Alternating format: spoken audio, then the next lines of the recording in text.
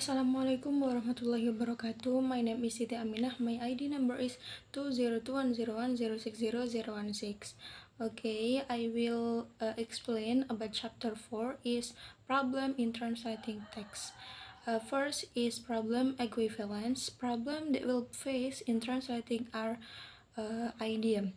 Because idiom are a series of words that are unique, cannot be interpreted literally, and produce new meanings, but represent a certain expression implied in it. Anguinida distinguished two types of equivalence. Focus attention on the message itself in both forms and content. Dynamic equivalence is based on the principle of equivalent effect, that the relationship between receiver and message should aim at being the same as that between the original receivers and the such language message. In trying to solve the problem of translation equivalence, translation equivalence must be considered a semiotic category comprising a synthetic, semantic, and pragmatic component following Peirce's categories. Second is common mistake in translation. There are first is the translator leaves out some of the text that appeared in the search document. Second is the translator misinterprets the meaning of text and the final translation gives the wrong message. The third is the translator incorrectly identifies abbreviations or misinterprets specific terminology.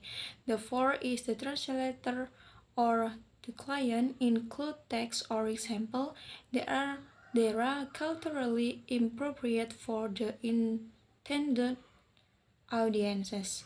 The fifth is the translator inconsistent in using or defining keywords or phrases throughout the document or across different documents that are part of the same body of work.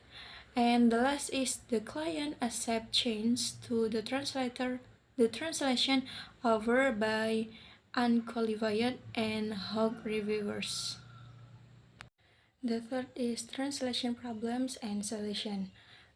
First is titles. The most important literal translation of title are often a dreadful mistake. Editors and translators must be prepared to be creative. Second is stylized language. Translation of a book written in a particular style poses its own problems, such as updating the text to make it accessible or laboring to match it. The third is regional dialects, and the fourth is strong language. Martin Riker notes that often a translator will clean up strong language in the original without even realizing it, simply because he or she is uncomfortable with it. The fifth is colloquialism. It can also help to employ a second translator with a good working knowledge of colloquialism, dialect, and slang in their native country. And the sixth is humor. If a joke is to survive the journey into another language, if it is to hit the mark even when its cultural context can no longer be taken for granted. Number second is untranslatable words and culture-specific reference. Some words, however, simply don't translate, prefers to leave this in the text and to provide the reader with a glossary which can serve the purpose of explaining more obscure geographical and cultural references without interrupting the flow of text with length description and explanation. And number 8 is quotation from other sources. Some quotes simply do not translate and are best dropped. Sometimes a footnote explaining the meaning of the poem or quote and leaving its original language. And the last is difficult language.